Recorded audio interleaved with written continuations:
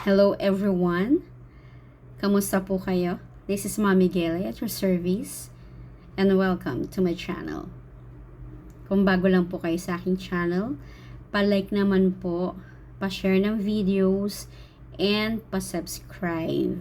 Okay po? Maraming salamat po sa mga subscribers ko sa pagtangkilik. Ito na po yung ating part 5. Medyo natagalan lang kasi may mga inisikaso lang tayong bagay-bagay sa buhay natin, ano. Ngayon po ang ating pag-uusapan ay tungkol sa agreement or kasunduan. Ano nga ba ang agreement or kasunduan? Ito ay isang pangako, kontrata or kasulatan man yan na napagdesisyonan sa pagitan ng dalawang panig ng magkaibang panig. So, ito ay si lender at si lendee. Si lender, siya yung nagpapahiram or nagpapautang. Si lendee naman, siya yung humihiram at umuutang. Okay? So, ano nga ba ang kahalagahan ng paggawa na agreement or kasunduan? Ito ay para maproteksyonan mo ang karapatan at interes ng bawat isa. Kasi sa panahon ngayon, hindi natin maiiwasan na may tumatakbo at hindi nagbabayad ng kanilang obligasyon. So, intention man yan or hindi, at least meron kang kopya or ebidensya na, kumbaga, in case na magkaroon kayo ng problema, meron kang pangahawakan. Okay? So, medyo sa akin naman, wala namang, sa experience ko, wala pa naman nangyayaring ganap na gano'n, ano. So, medyo may mga delay lang, pero hindi naman maiiwasan yun kasi baka may mga importante lang silang pinaggamitan, ganun, or emergency lang. So, ito na po yung mga tips kung paano gumawa ng agreement or promissory note sa ating lending business or pagpapautang. Sa paggawa ng agreement, kailangan tandaan natin na number 1, bago mo papirmahan ng kasunduan, kailangan na iintindihan ni borrower ang pinipirmahan niya, ni lendee. Okay? Mas maganda kung ito ay nakasulat sa Tagalog or sa Filipino. Okay? Number 2, kailangan malinaw at nababasa ang nasa agreement. So, wag masyadong mahaba na parang telenovela naman, ano. Wag mo nang gawin 2 page. Simplihan mo lang.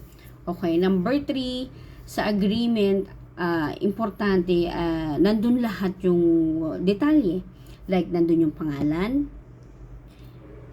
ni lendee yun, address ni lendee, contact number ni lendee, tapos yung applied loan niya, kung 1,000 ba yan, 2,000, 3,000, 4,000, as nakay lendee yung kung magkano yung ina-apply niyang loan. So, release amount, nandun din kailangan. Release date, importante po yun, release date.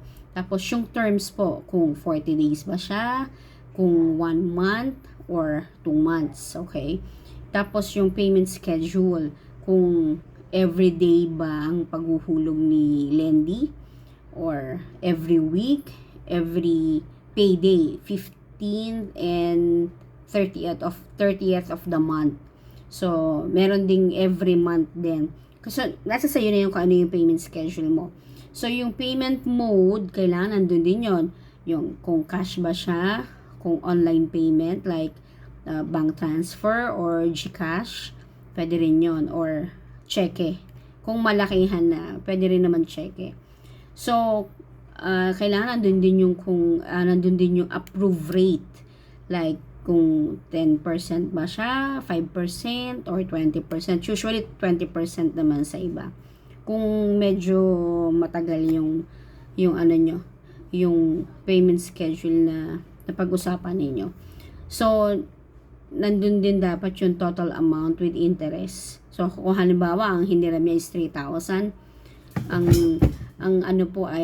balik na is 3,600. Yun na yung total amount with interest, 3,600. Tapos, signature ng both side, si lender at saka si lendee. Kung medyo malaki naman yung inutang or niloan ni Lendy, no? Pwede mo rin lagyan ng co-maker. Nasa sa'yo rin yun. Kasi kumbaga, protection mo din yun dahil kung hindi man siya makabayad, so si co-maker uma-agree na siya yung, or guarantor pala, or guarantor na ma-agree din siya na pag hindi nabayaran ni Lendy yun, na siya yung may pananagutan din doon. So, dapat napag-usapan nila yun. So, okay, ganun po. So, importante, ang note sa agreement talaga. Kumbaga, simplihan mo lang, yung madali na iintindihan. Gumawa ka ng 2 kopya, yung sa'yo at kopya ni Lendy, tsaka kopya ni lender. Okay. Gumawa rin ako ng 2 option. Bigyan ko po kayo ng sample ng agreement. Kasi ako ginawa ko sa Excel para madali lang. Tapos kinaka-copy paste ko lang siya sa Word. Ganun po yung ginawa ko. So, meron po ako dito na 2 option. Ito po yung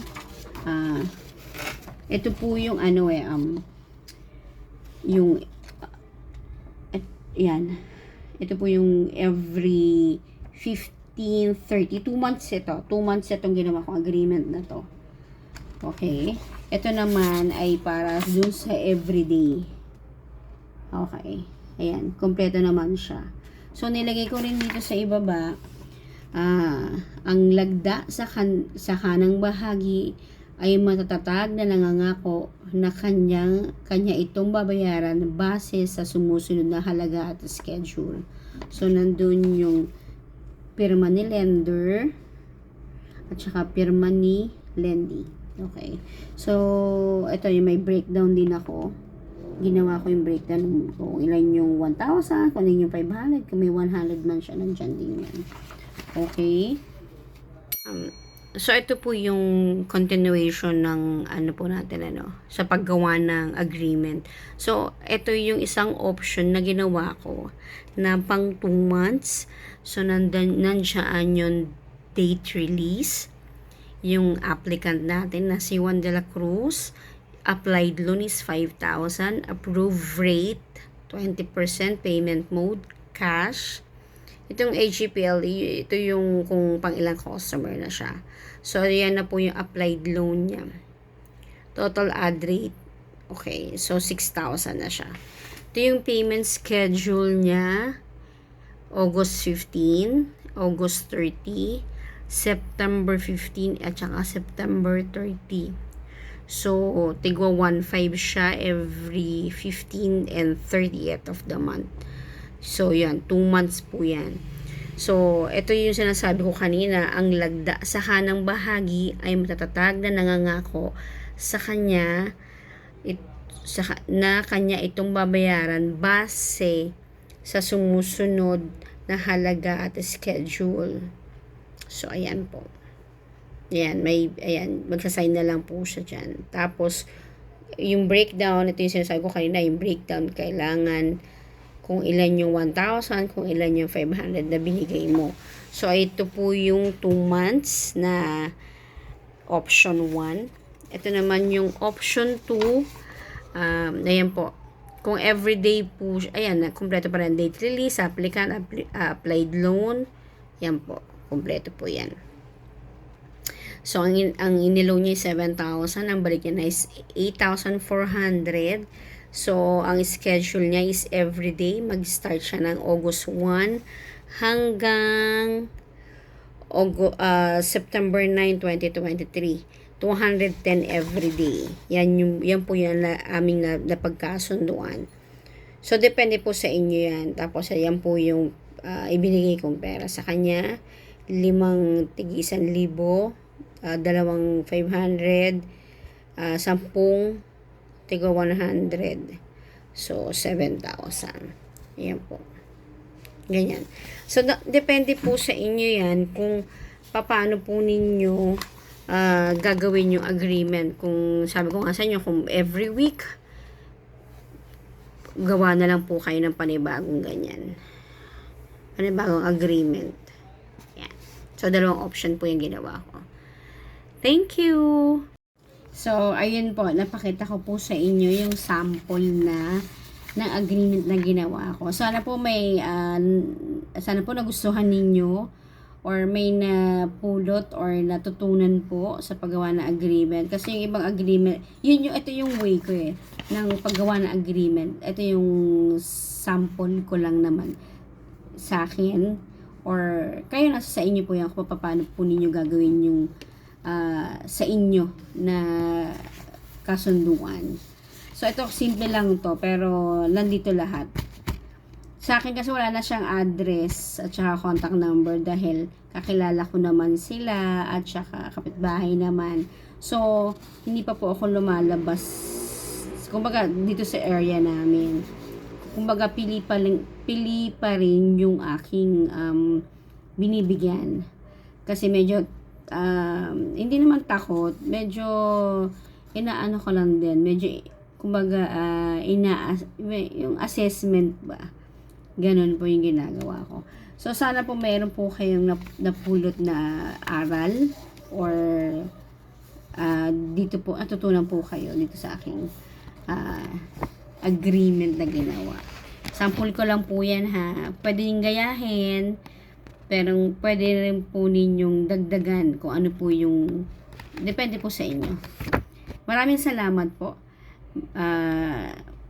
Pa-subscribe po Salamat!